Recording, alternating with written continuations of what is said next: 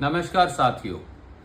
6 जून 2024 को यानी 3 दिन पहले हमने 7 बिंदु उठाए जिससे ये साबित होता था कि नीट एग्जाम में भारी गड़बड़ झाला है, विवाद है, शंकाएं हैं। एक्सपर्ट्स ने कहा, शिक्षाविदों ने कहा, विपक्ष ने कहा, पूरे देश ने कहा, पर नीट एग्जाम की गड़बड़ झाले को लेकर ना नेशनल टेस्टिंग एजेंसी एनटीए और ना मोदी सरकार के शिक्षा विभाग के कान पर जूं तक रेंगी।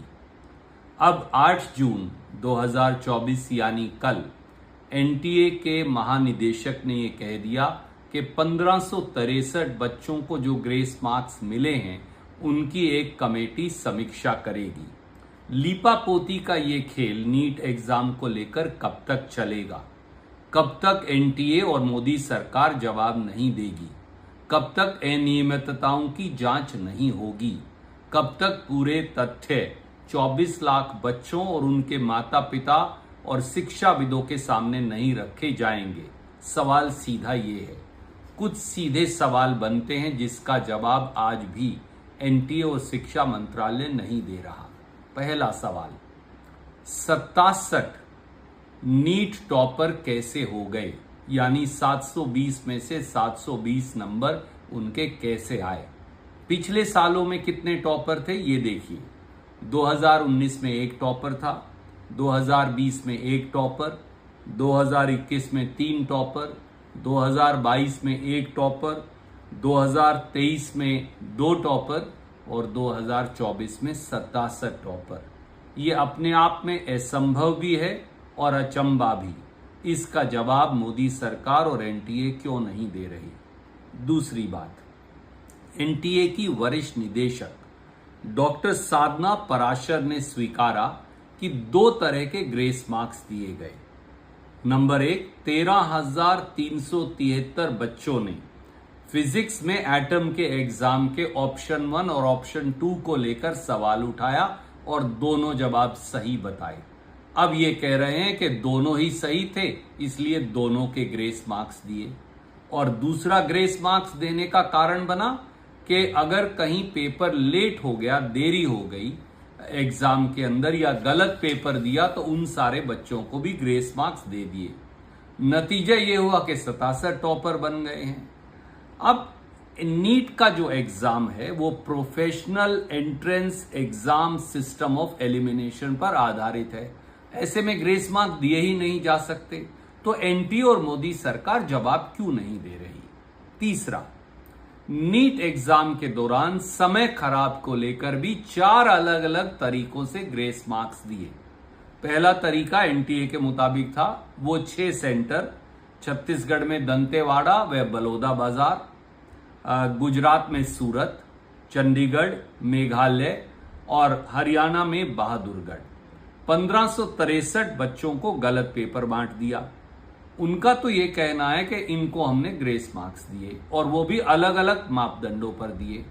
बहादुरगढ़ में तो हरदयाल पब्लिक स्कूल में दोनों पेपर बांट दिए और बच्चों को कहा दोनों पेपर करो, बाद में एक पेपर वापस ले लिया। दूसरा तरीका था सवाई माधोपुर राजस्थान में, गलत पेपर बांट दिया पहले दिन, अगले दिन फिर नया पेपर लिया और उसके लिए 3 घंटे 20 मिनट दिए। तीसरा था जयपुर में राजस्थान में, वहां नीट पेपर 30 मिनट बाद बांटा और उसके लिए कोई दोबारा एक्स्ट्रा समय नहीं दिया। और चौथा तरीका अपनाया, कई ऐसे सेंटर हैं जहां एक्स्ट्रा समय दिया। अब इन चारों उदाहरणों से एक बात साफ है कि अनेकों अलग अलग सेंटर में अलग अलग समय दिया, अलग अलग पेपर लिया। कुछ पेपर अगले दिन लिए गए, कुछ पेपर उसी दिन लिए गए, कुछ में अतिरिक्त समय दिया, कुछ में कुछ समय दिया, कुछ में कुछ समय दिया। अब जब इतनी भारी अनियमितताएं हैं तो इस पूरे नीट एग्जाम को वैध ठहराने पर क्यों उतारू है मोदी सरकार? और 24 लाख बच्चों के भविष्य का क्या होगा? चौथा, अब तक 600 नंबर अगर आते तो सरकारी मेडिकल कॉलेज में नीट एग्जाम के आधार पर दाखिला हो जाता था। अब ये बढ़कर 660 हो गए हैं। तो गरीब बच्चे जो नीट एग्जाम देते हैं वो कहां जाएं? नेक्स्ट, 5वां, रिजल्ट आना था 14 जून 2024 को। 4 जून को पार्लियामेंट का रिजल्ट आना था, क्योंकि इतनी भारी गड़बड़ झाला था तो रिजल्ट भी 4 जून को निकाल दिया गया। तो क्या ये इसलिए निकाला गया कि इन सब पर पर्दा डाला जा सके? लीपा पोती का ये खेल कैसे चलेगा? और आखिरी जो महत्वपूर्ण बात है, कई बच्चों ने खुदकुशी कर ली नीट के रिजल्ट आने के बाद। हमने देखा कि दौसा के एक बच्चे ने की, रीवा की एक बिटिया ने की, मध्य प्रदेश के। कैसे चलेगा ये? 24 लाख युवा नीट एग्जाम को लेकर मोदी सरकार से न्याय चाहते हैं, लीपा पोती का खेल नहीं।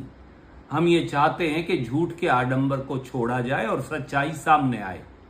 मोदी जी आज प्रधानमंत्री की शपथ तो लेंगे, पर इन 24 लाख बच्चों के भविष्य के बारे में भी पहला कदम उठाएं और देश को बताएं कि अब इस नीट एग्जाम की विश्वसनीयता, वैधता, विवाद, इनका हल कैसे निकलेगा।